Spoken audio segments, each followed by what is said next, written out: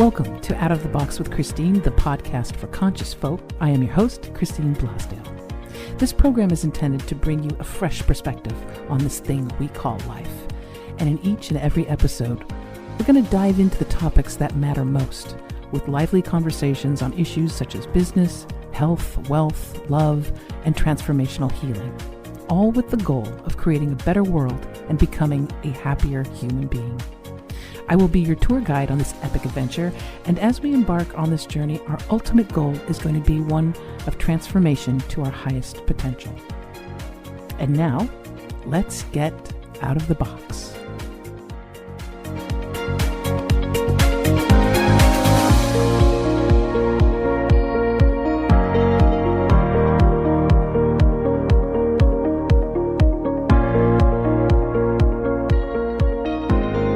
Hello, everyone. Welcome back to Out of the Box with Christine. I am your host, Christine Blasdale, and I am very happy that you joined us today because I have a very special guest who actually I stumbled across on Instagram, and we're going to be sharing her Instagram handle, so to speak, so that you can also follow her. My guest today is Mindy Henderson, and she is so many things, but she works as a motivational speaker and writer. She's hailing from Austin, Texas, all the way in Texas. And she has just touched so many lives and she is so inspirational. She is living life wonderfully from a wheelchair, but that's not who she is. That's not what she's all about. It's about her overcoming adversity and not just surviving, but thriving. And now she teaches others, she shows others how to get off of that pity pot and make life beautiful and abundant, and to help raise consciousness all over the place. So I want to welcome, without further ado, because I can't even give a proper introduction to you, Mindy. Oh. Mindy Henderson, welcome to Out of the Box with Christine. Oh my goodness. Thank you for that. That was so nice. Well, I felt I'm an intuitive. And so I do any kind of work that I do, if it's coaching or if I do work for the radio station and I'm talking to people in radio land, I use my intuition and I get wonderful hits and also from people that are kind of icky, I stay away from. But when I saw you on Instagram and just saw some of your posts, I was immediately impacted. And I just said, and I had that voice, that little voice that's like, you got to have her on. You got to have her on the show. That was me actually calling in the background. Well, thank you. I've been looking forward to talking to you. I appreciate you having me.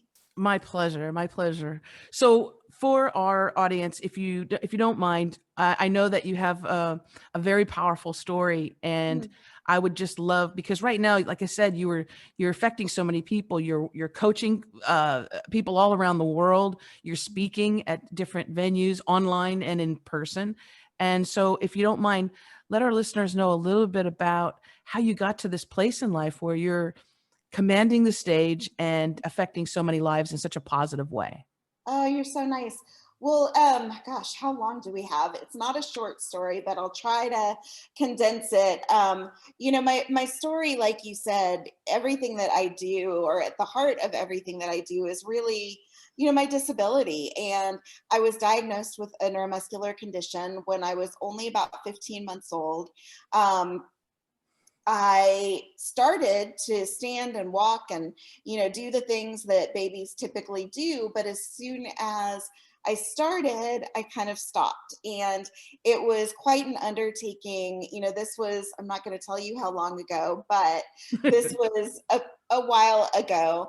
And, there was a lot less known about my condition back then. And so we had to go on sort of a medical scavenger hunt to figure out what was wrong. And ultimately, I was diagnosed at the Mayo Clinic here in the United States in Minnesota. And my parents were told, again, I was 15 months old, so it's not something that I have cognitive memories of, but it's a story that I've always just sort of known. I'm sure you have stories like that in your life that you don't know how you know them, but you've just always sort of known. And my parents were told that I would, in fact, continue to lose my ability to stand and walk, which proved to be true. but they were also told that I would lose all of my cognitive function, and they were told that I probably would not live to be 3. And so, my parents were only in their 20s when this all happened, and I've tried so many times. I didn't even have kids until I was in my 30s. And so I've tried to wrap my brain around the idea of being given this news when you're in your 20s and you're starting a family and you're starting life. And my parents asked all the right questions. Was there a treatment? Was there a cure? Anything? And they were told no, that there was nothing that could be done. And really, in fact, they were told they should probably just leave me alone and let me be happy with the time that I had left.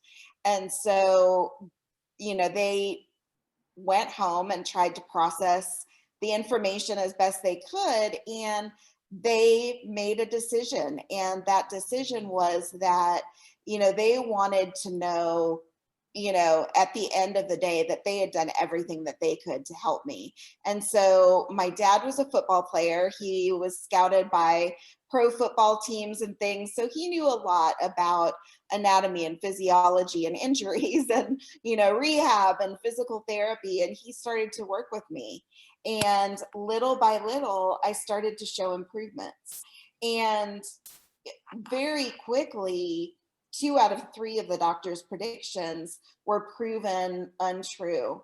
And the reason I like to tell this story is because, not because you shouldn't listen to your doctors, you should absolutely listen to your doctors, but my parents, in the process of living out this story, became my first examples of hope, and having hope in the face of what was, according to the experts, a completely hopeless situation.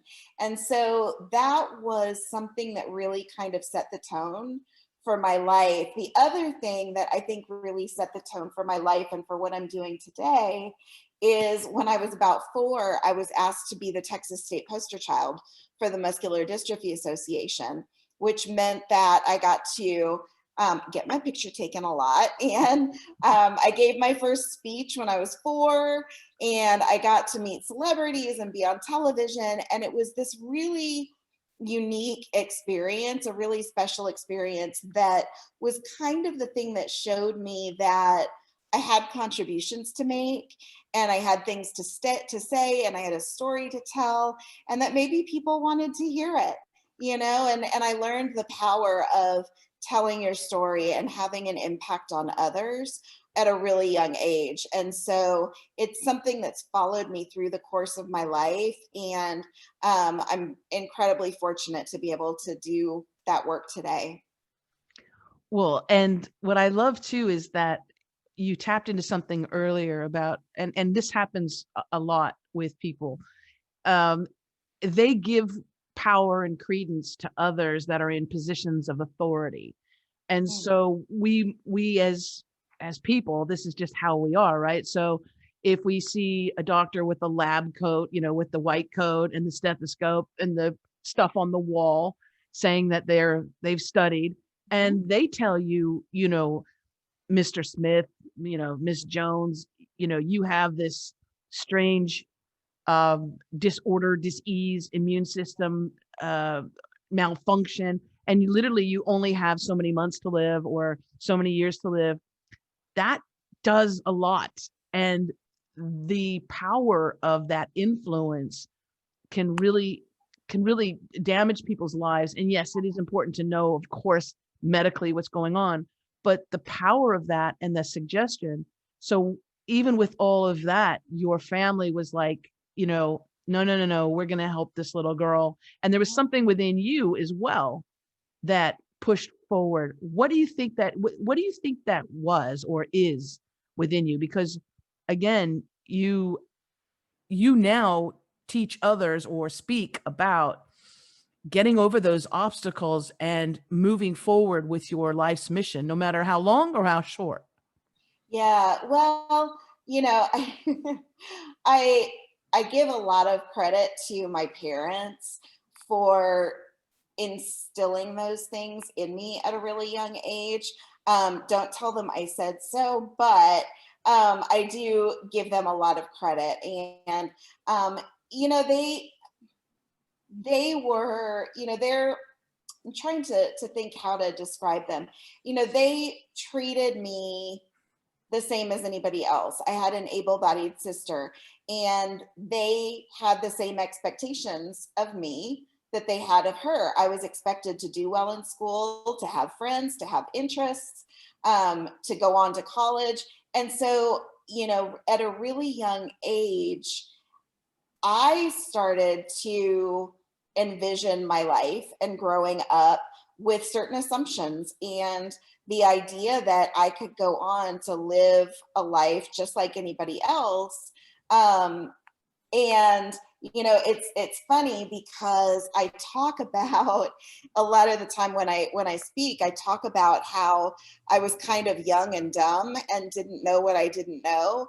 And you know, I had all of these ideas because my parents had taught me to grow up not making excuses, and to, you know, power through the hard moments to count my blessings. And so they instilled, you know, concepts like gratitude into me very early on. And, you know, all of those things I think sort of shaped my vision for my life.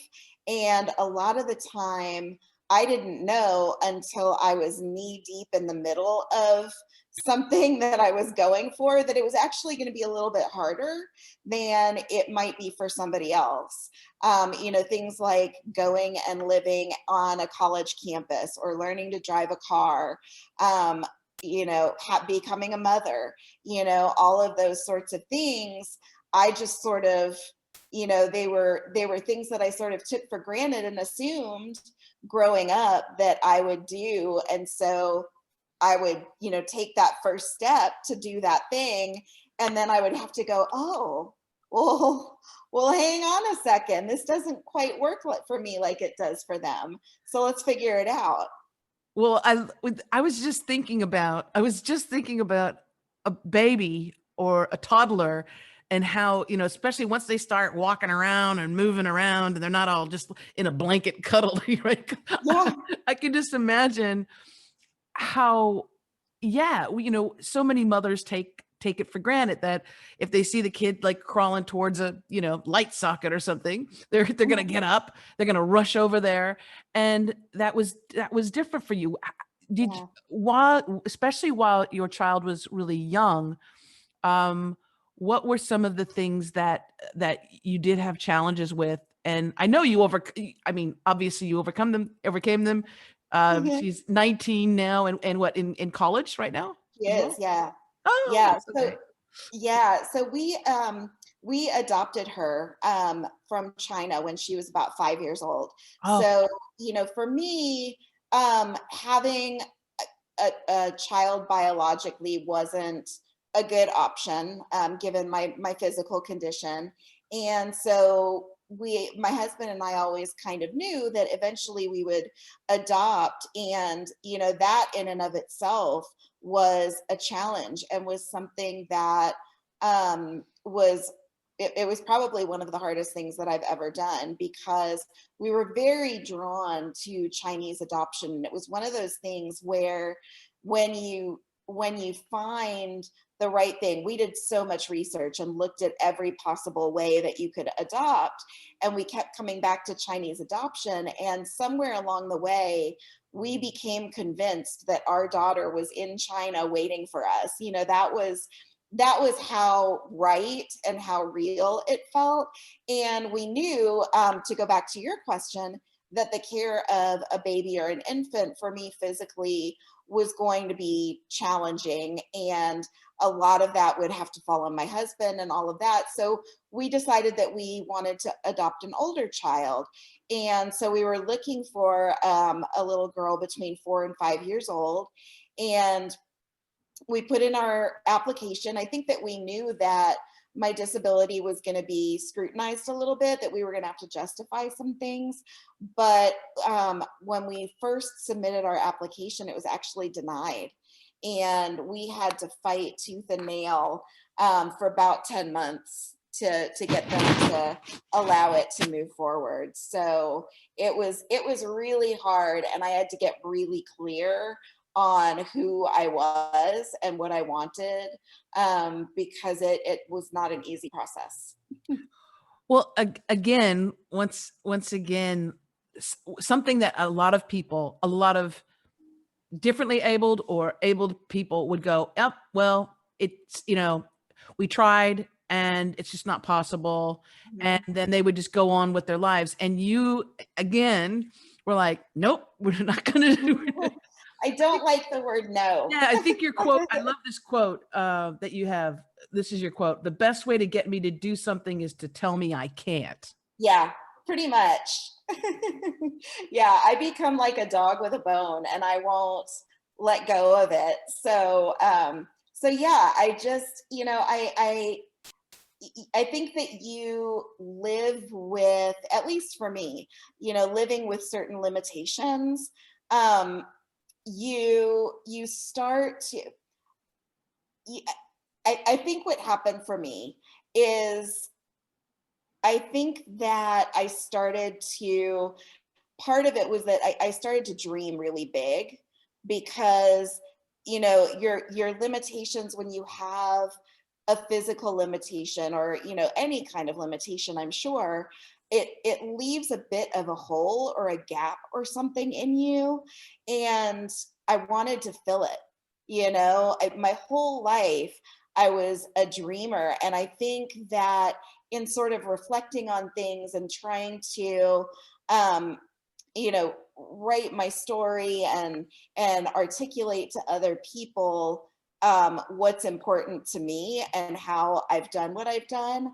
I think that's a thing that I've realized, is that I became what I have started to term a successful dreamer, because of this big gap that I was trying to fill in my life with something, that would make me stand out, or that would make me feel like the playing field was leveled a little bit or something.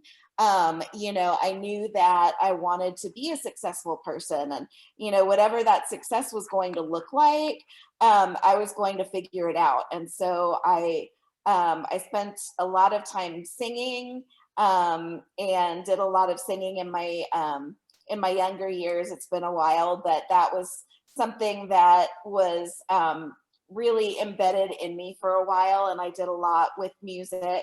And then it's kind of morphed into this passion for speaking and for impacting other people and the way that they approach and see the world. Well, when you had mentioned too about your story, I understand you're in the process of writing a book, or you're thinking about writing a book, because yes, you definitely have to have a book. Oh, Yes. you're so nice. Thank you. So I have some of a book that I've written. I've got a book proposal and a literary agent, and we're shopping it out to publishers right now. So that's really exciting. I've had a dream of writing a book for about 10 years. And so getting a literary agent this year, and that validation that someone believed in me and my story, and this book was incredibly exciting, and we're getting some interest. So my hope is that we'll be able to publish it and get it out there sometime soon. Fingers Definitely. crossed. I already, yeah, I see it. Yeah. Yeah, it'll come to fruition. It'll be a beautiful hardcover, and Oh, yeah, no, it's happening, girl. It's happening. thank you. It's happening. And also you can do the to have it be accessible to a lot more people. I also see you doing the audiobook, and you doing the voice of, obviously, of your audiobook, but the audiobook Oh, can be that way, it can also reach people who don't have the ability to see that, but they yeah. can listen to it. And I do see that happening for you as well. So Well, thank you. I would love that. I'm a big fan of audiobooks myself, and to your point, the way that they expand the accessibility of books. So, fingers crossed. Absolutely. it'll happen. You don't even need I to would cross your love to fingers, make it girl. happen. It's gonna If happen. I have anything to say about it, it's going to happen. It definitely will. And what I wanted to touch on too, and this is something, it's one of my pet peeves too. Mm, And there's a delicate balance. And the thing is seeing wasted potential and yes. hearing excuses for not trying. That's Mhm. also something that I'm like, I go, I want to shake somebody and go, come on, it's you're Yeah, amazing. You know, yeah. it's a beautiful day, even if it's raining, it's beautiful because the plants are being, like Mhm. that, having that ability to look at things, it's all in how we look at things, right? Yeah, it is. But also having that ability to weigh out that this is their life and this is how Mhm. they wish to see it, but at the same time you're still trying to inspire them. Do you get Right. I know you get frustrated with that, I but do. I do. Yeah, I don't have a lot of tolerance for excuses. And I may get, backlash for saying that, but and I do completely respect that not everyone lived, grew up in the family that I grew up in and had people that believed in them, like my family believed in me and had the kind of support that I had. But, I do believe that once you hit adulthood, you have the power to change your perspective on that. And even if and it becomes your job to believe in you, not somebody else's. So even if you grew up without people believing in you and encouraging you, um, it's within you to believe in yourself. And I think that we're all here to dream and to live, joyful lives. And, if I'm talking to somebody and they tell me that they want to do something, but they're not doing it, I don't understand, and I hear things all the time like, I don't know how, or I don't have time, or, I don't have the finances, or I have to work a day job, and my belief is, that's all fine and good. And those things may be true, but they're overcomable, you know? And if you want something badly enough, and I think, sometimes that's the key. Sometimes you have to want it badly enough to put in the hard work. If you're working a full time job, it takes a lot of effort to go home at night and work for another hour or two on whatever this dream project is. But I'm a problem solver, and I like other people who are problem solvers. And one of my biggest wishes is to teach people to problem solve their way through life. same, I same, same. Yeah, and Yeah. that's the thing is, if you don't know how to do something, ask one question. You can Google it or YouTube it or Yeah. ask somebody. Yeah, you ask one question at a time and you figure out one thing at a time, whether that thing is time or finances or technical skills or whatever it might be. There is a way, I guarantee. And I've never been a risk taker, which is interesting because, if you had told me I would be an entrepreneur 2 years ago, I would have laughed for 3 days because I'm so risk averse. And I've always loved to know where my paycheck is going to come from, on what day, and all of those sorts of things. And it was something that just kind of naturally evolved. And it is so amazing. It's been this incredible journey that's been so hard and so fulfilling and so scary, and all of those things. But I don't think there's anything I've ever done in my career that I've been more proud of. Well, and what you mentioned too is that when you're passionate about something, and that's what I try to encourage people to tap into. Yeah. Yes, we understand the necessity, obviously, if you have a mortgage and you've got children, a family to care for, making sure that those bills are paid. And that's part of your Yes. responsibility of being, an adult, right? Absolutely. And I'm all But for, being, taking care of your responsibilities. yes, but when you when you are able to tap into your real gift, your soul's gift to the Yeah. world, and it can be anything. But if it's you have the gift of being able to speak and communicate with people, if you Uh-huh. have the gift of visually showing, expressing yourself through art or teaching others, each of us has a beautiful skill or expertise Yeah. that, and it's the human condition to think, oh, I'm nothing, or who would want to read my book, or who would want to, that's that negative Nancy little voice, Oh yeah. And the imposter syndrome and the imposter syndrome, exactly. mhm, But mhm, when you tap into something that is easy for you to do and that you like doing, it's not mhm. work. It's Yeah, not. It's it's not. fun. It's play. Hmm. It is. Yeah, absolutely. And so, yeah, I mean, just to talk a little bit more about the way that I feel about um effort and excuses and things like that. When I wanted to go live away at college, this was one of my first real experiences of having to architect something, and really figure out a whole different way of living. I'd lived in my parents' home for 18 years and they had been my caretakers.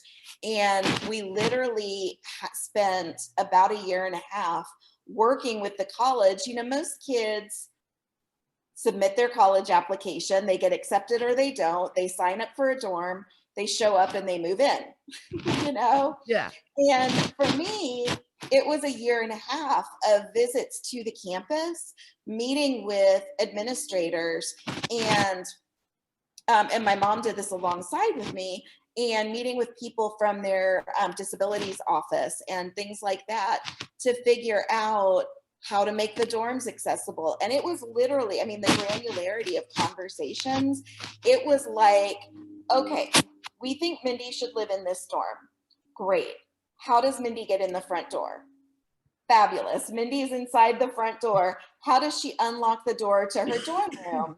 Okay, once she's inside her dorm room, how does she turn on the light that's 6 inches too high for her? And once she's inside the room, who's there to help her change her clothes and get in and out of bed? And how does she get to, class when it's raining? And, just all of the things. But we figured it out, and that's, I think, the biggest thing that I want to say is, if you're familiar with Marie Forleo, she says everything is figure outable, and it just is. There is a solution to everything. Sometimes it just, requires some effort and some project management to figure it out and to make it possible. Well, and also one of the things that helps too is that when, and I think this is a great skill in life, is having the empathy and knowing and understanding what someone else is going through, Yeah. and being able to be in their shoes, so to speak, or in their wheelchair, so to speak. Right. I about a year ago, I broke my leg in two places, Ouch. and yeah, ouch. Yes, it was the crack heard round the world. Oh no. Um, and so, and then subsequently, I had issues with the surgery. And blah, blah, blah. Anyway, Oh no. I had found myself in a wheelchair, and didn't take much time off of work because I love what I do. And Mhm. so if I could do it from my bed, I would do it from my bed. If I could do it from the chair, I did it from my chair. But all of a sudden, Mindy, I became hyper aware of what people who have to be in a wheelchair temporarily or for their lives, Yeah. what they have to go through. And I became hyper aware of the size, the width of a door, if there was a ledge, Mhm. if there were only stairs, you know, that thing, the sink, the levels of the sink in the Oh bathroom. yeah. Uh-huh. Right? I mean, Yeah. I mean, yeah, the door handles and how the doors were open. When I went Right. to a hotel, I went to speak at um, I spoke at a big event for podcasters, Uh-huh. and I was able to get on the train. Okay. And they were lovely.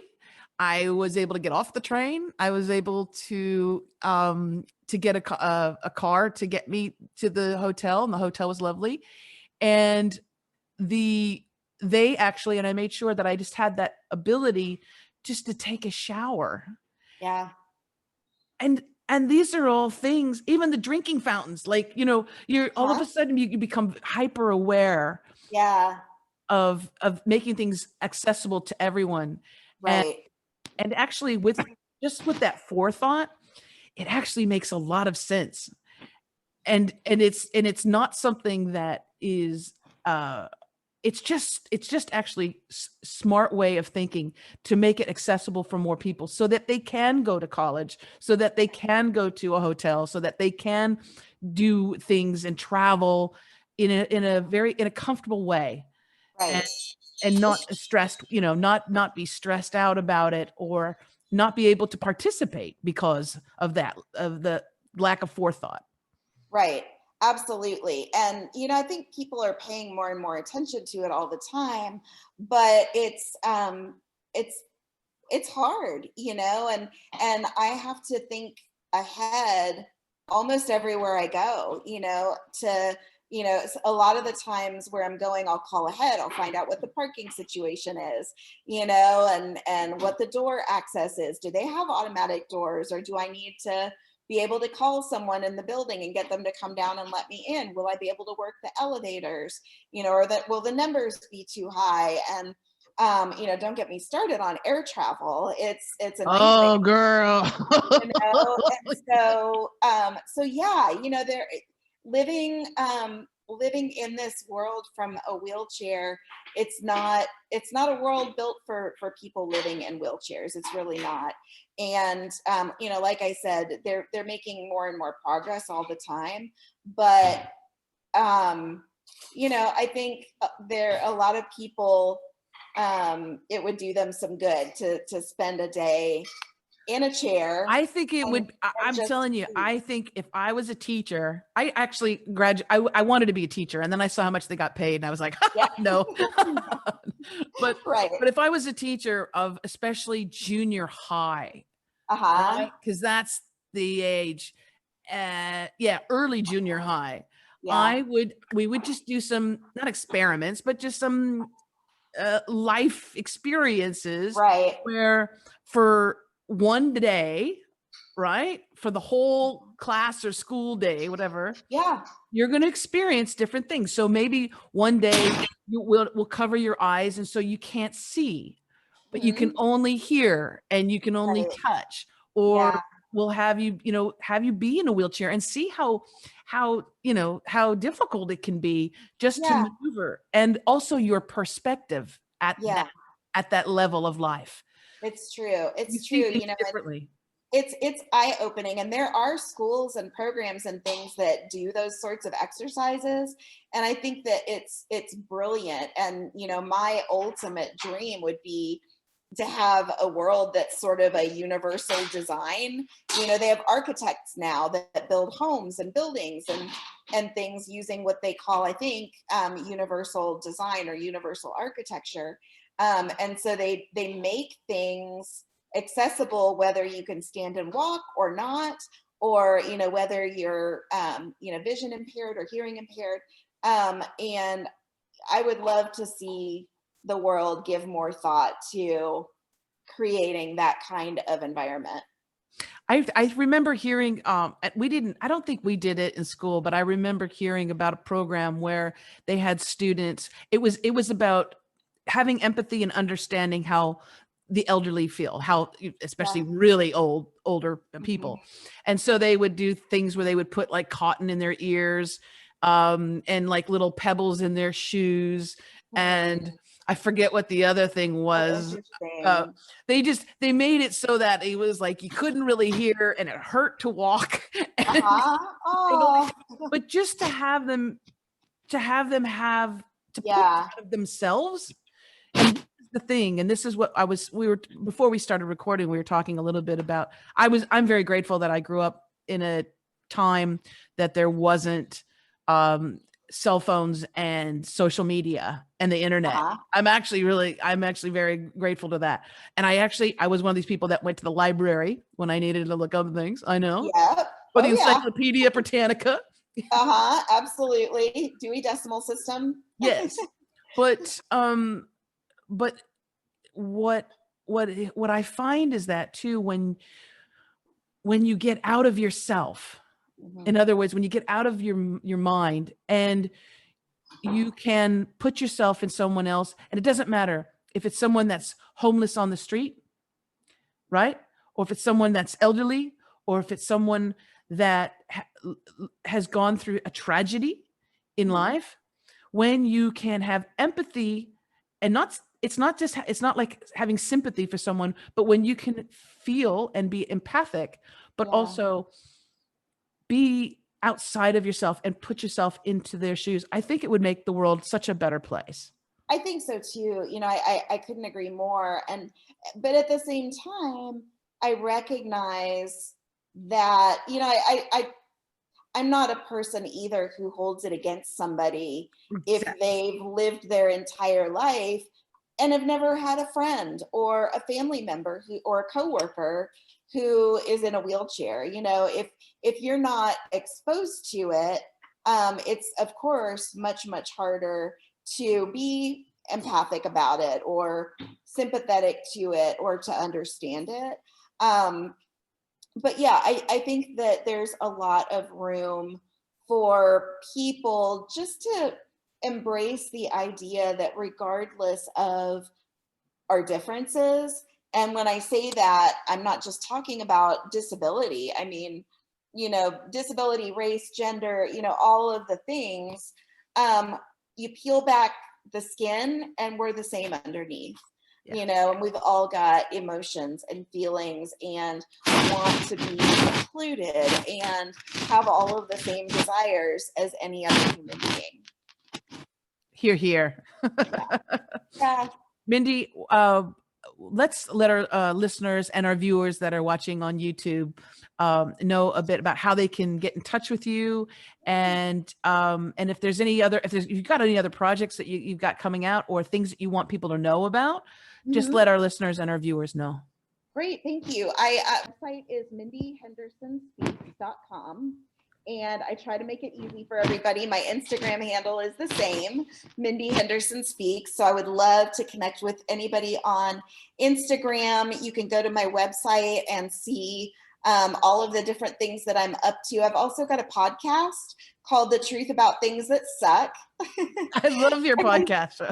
Thank you. And, really what I try to do with my podcast is to shine a light on other people's stories. It's so important for us to tell our stories, and everybody, adversity is something that it's kind of the tie that binds. It's something that affects all of our lives, but it looks different for all of us. We've all got struggles, we've all got stories and hard things that we've walked through. And so on this podcast, my mission is to interview other people with significant stories of adversity, all different kinds of adversity. But I'm finding a lot of people who have these amazing sort of comeback stories, and other people who have been through hard things, but they're stronger for it, and they're maybe doing good in the world now as a result. And so those are the kinds of stories that I really want to tell for a couple of reasons. Number one, like I said, I think it's important for us to share our stories. And my first hope with doing this podcast was that people could listen and sort of find themselves somewhere in these stories and feel a little bit less alone, but also kind of like we were talking about being sympathetic and empathetic and understanding other people's situations. That's part of it. The other part is so often we have no idea what somebody has walked through. And so I think that it's really eye-opening to see people who may seem to have it all together, who have this devastating story in their background that you would never know about. So, a lot of reasons why I wanted to do this podcast, but I'm hoping that it's something that people will find inspiring and helpful as they navigate their own circumstances. Oh, definitely. Definitely. I want to encourage everybody to check out Mindy's podcast show. It's called Truth About Things That Suck by Mindy Henderson. You can Thank you. subscribe on all of the major podcast platforms, of course, Apple Podcasts. And remember to, just as a fellow podcaster, when you listen to her show, when you subscribe to her show and you hear it, make sure you give her a review, a 5-star review, and make your comments known. Those are absolutely gold to podcasters, and it helps, and it helps get Mindy get her voice out there even more. So make sure And you I'm do proud that. to say that we've got a 5-star rating on Apple right now. So, Nice. so I hope that people will listen to it and enjoy it. I'm also working on, like you said, a book, and just all sorts of fun things. I do coaching, both health and accountability coaching. So I just hope that people will connect with me on any one of those platforms and reach out. I love hearing from people. And I want to just remind people too that they can find out on Instagram. Go follow her on Instagram. It's Mindy Henderson Speaks on Instagram, Mindy Henderson Speaks. And you can also check out her website, mindyhendersonspeaks.com. We will make sure we have links to all of that in the show notes. So please do visit her, check her out. And when that book comes out, girl, I want to have you back on. Oh, I would love that. Thank you so Okay. much. I would love to have you back on. Absolutely. Yes. Thank you so much. It's been such a pleasure talking to you. Well, thank you so much, Mindy. And I love and adore you. And like I said, I felt that beautiful, I had those goosebumps when I saw you on Instagram. And I'm just so grateful that you agreed to come on the show today. So thank you so much. Anytime. Thank you. I'm so glad that you reached out, and I love your podcast, and so I just wish you all the success and can't wait to talk to you again. We'll get you back on. We'll definitely get you back on. Fabulous. And I want to Perfect. thank you, wonderful listeners and viewers of Out of the Box with Christine. Remember, you can find out more about the podcast at outoftheboxwithchristine.com. If you want to find out more about me, if you want to contact me, go to christineblasdale.com. All those links are included in the show notes. And until next time, as I always say, please remember to think outside of that damn box. Bye for now.